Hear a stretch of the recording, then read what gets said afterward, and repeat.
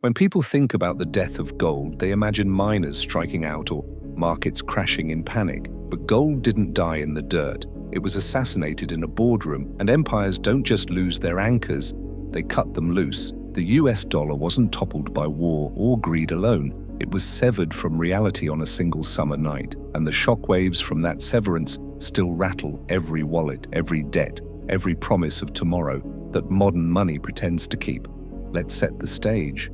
For nearly 2 centuries, the world ran on gold. The gold standard wasn't just a policy, it was a pact with physics. Every dollar, every pound, every franc was redeemable in gleaming metal, locked in vaults from London to New York. Limits were real. Governments couldn't print whims, they had to earn trust in bars. American soldiers fought 2 world wars on it, factories hummed because of it, and ordinary families built lives knowing their savings had weight. Literal weight. The dollar wasn't just currency, it was certainty forged in fire. The republic's strength and the metal's shine were bound. As long as people trusted America, they trusted its gold. But holding an empire costs blood and treasure. Wars had to be waged, alliances bought, and a booming post-war world fed. By the late 1960s, the US was bleeding reserves. France under de Gaulle shipped destroyers to New York, demanding gold for dollars. Vietnam drained the vaults. Great Society programs swelled the deficits.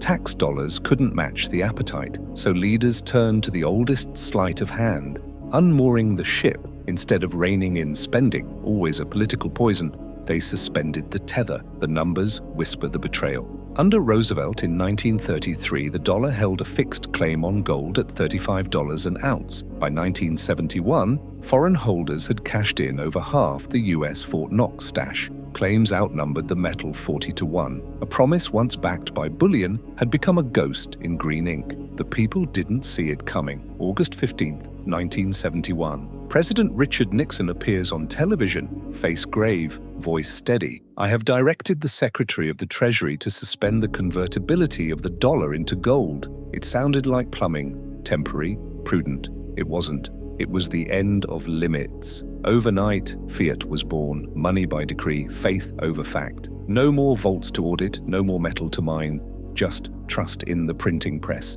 Inflation stirred like a waking beast. Prices crept up because currency floated free from anchors.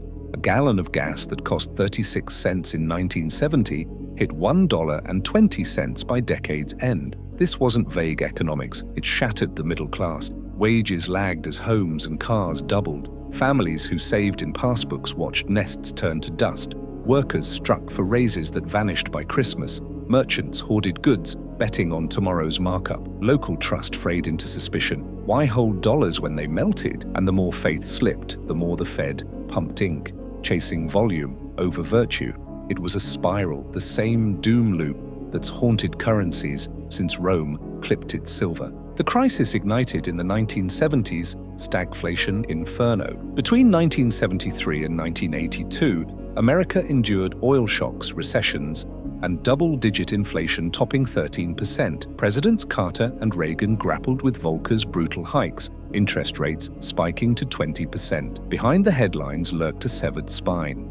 Taxes bought less, bonds yielded pain, and the government tried fixes from wage freezes to supply-side gambles. None healed the root, money adrift. One desperate bid, Nixon's own wage price controls in '71, capped costs by fiat. Violators faced audits, fines, even jail. The controls crumbled like sandcastles. Black markets bloomed, shelves emptied, and folks learned fast that no law revives a broken bond. Eventually, the world adapted, but scarred. Bretton Woods' ghost lingered in floating rates, but gold's purity was mythologized. The dollar became reserve king, not by metal, but by might. Petrodollars, SWIFT, endless borrowing. It steadied the West for decades, fueling the Byzantine sprawl of global finance. But by then, the old order was gutted. The gold standard's demise had eroded America's fiscal core. Deficits ballooned unchecked. Trade imbalances festered. Trust thinned to a thread. The shift wasn't a bang, but a slow bleed. Severing gold was one of its cruelest cuts. What does this mean for us today? It means the murder of anchors is always the suicide of systems. America thought it could fool the world by keeping the green the same while emptying the vaults. Modern central banks think they can do worse. flood trillions in QE/rates to zero, inflate away wars and bailouts, but the bill arrives eternal. The saver pays in silence, assets soar for the connected, and confidence cracks. Gold's execution wasn't happenstance. It was strategy. Every mortgage, every crypto dip, every soft landing since echoes that broadcast. History didn't pause after 71. Every fiat frenzy since has replayed the script. Governments detach money to dodge hard choices. Insiders armor with stocks and real estate. The rest chase shadows in checking accounts. The Nixon shock is the blueprint, a quiet coup where value dies but the machine whirs on. Fast forward, and the warnings scream. Japan in the 90s printed into lost decades. Yen devalued while zombies shambled. Argentina's cycles of default and debasement echo eternally. Peso crashes, wiping billions, forcing dollarization. Even Europe's euro experiment, untethered from gold but chained to consensus, buckles under debt piles from Greece to Italy. The pattern? Unanchor, overspend, erode. You don't need hyperbole for proof. Look at your own pocket. That dollar from 71 buys a fifth of what it did, hollowed like a clipped denarius. Governments mask it as progress, jobs created. They crow even as rent devours paychecks. They tout GDP surges from borrowed booms, ignoring the inequality chasm. They flaunt bull markets where 10% own 90%, calling it shared wealth. Just like Nixon's team, they feign normalcy while siphoning substance from every transaction, every transfer, every tomorrow. What makes this lethal now is the web's width. Gold's death wasn't a national drama. Weimar's wheelbarrows were borders bound. Zimbabwe's trillions stayed south. But today, $300 trillion in global debt orbits fiat suns, with banks primed to print quadrillions at panic's ping. The next unwind won't spare a silo. It'll tsunami the lot.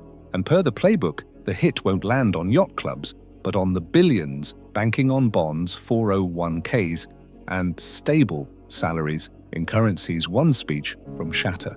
So what should you, holding this script of a life, glean from gold's grave? First, grasp that detachment is no glitch, it's design. It's the invisible levee that's felled titans for 50 years. Second, know true riches hide not in ledgers or apps, but in what endures the float. Skills that build, land that yields, ventures that multiply, metals that mock the mill. Third, never bet on forever firm. Americans in 1960 would have scoffed at dollars divorced from dross. Brits pre-Thatcher mocked pounds plummet, yet each dawn broke the same. Trust torched, value vaporized. The Nixon night reminds us, financial faiths can fracture languid, then lightning as belief blinks out. When money mocks the real, the realm frays, deals dissolve, markets mutiny, powers falter, and potentates plead. The crises at the cusp may clinch the kill, but the assassin lurks in the ledger. And here's the gut punch: history doesn't rhyme. It rhymes till it rhymes you under. The gold standard's guillotine wasn't mere misstep or elite excess. It was the peril of promise when power plays loose, and that peril pulses still. If this cracked your view on value, hit subscribe. History hasn't hushed the hard truths.